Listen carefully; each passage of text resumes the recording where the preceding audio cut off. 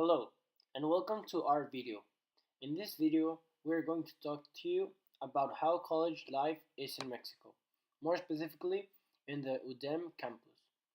There are several great aspects from studying in the college UDEM, the main one being the campus itself.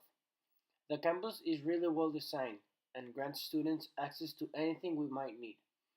We have a building called the CCU, which stands for Centro de Comunidad Universitaria, or Student Community Center. This is the main building where students go to pass time. It contains several restaurants, such as Nikori, Subway, Tim Hortons, 7-Eleven, and a cafeteria with handmade food. Inside the CCU, there are also a theater where student plays are done.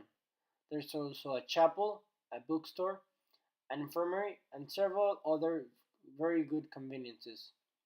Besides the CCU, there is a library where students can usually go and do assignments or study for tests. The library has access to a big variety of books, both for academic and entertainment purposes. There are also cubicles which can be rented for free with your UDEM credential. In those cubicles, students can study without being interrupted at all in an isolated space. For the sports aspect, we have access to almost anything we could need, including a tennis court, several soccer fields, basket courts, running tracks, and a weight gym. Currently, a new building is being built, where there will be a new cafeteria, a new theater for concerts, as well as more parking spaces. And although there are some great aspects about this college, there are also some bad ones, such as the very bad organization that there are while doing schedules for students. This is a big issue for the student community since it makes the hours you spend on campus completely unpredictable.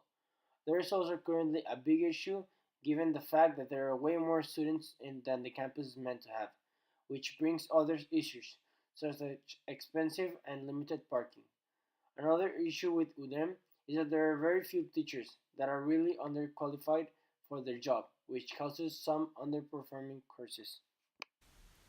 The access to college is available to everyone in the country who has the economic resources to do so, as well as the previous knowledge to pass the admission exam.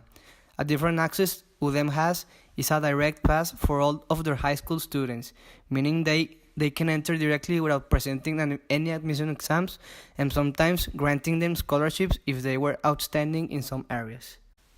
The transition from high school to college is quite significant, mainly because of the changes in difficulty. Also, although there is a significant change in difficulty, it is also easier to adapt given the fact that most people are studying topics that they are really interested about. Another big transition for students coming to them is the long distance you have to travel if you live on another district. The average student usually spends 3 hours at home realizing assignments or studying.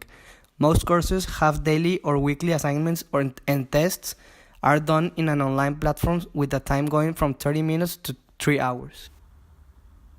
Students spend most of their free time with friends. A very common activity done is gathering up at a friend's house and passing time. They're doing whatever they are into.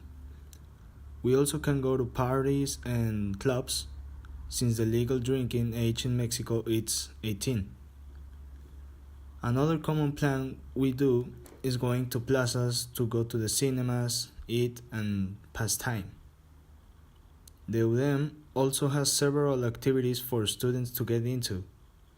Some of the available student groups are dancing, religious, chess, drama, and more. There are also student councils which, if elected by the students, organize events for the community. UDEM also has its representative teams for several sports, the main ones being soccer, athleticism, and basketball. Finally, the education structure in Mexico is really similar to that of the United States. In Mexico, several kids start school at pre-nursery, which starts since the age of 3. Then it goes to nursery, pre-kinder, kinder, elementary school, middle school, high school, and finally, college.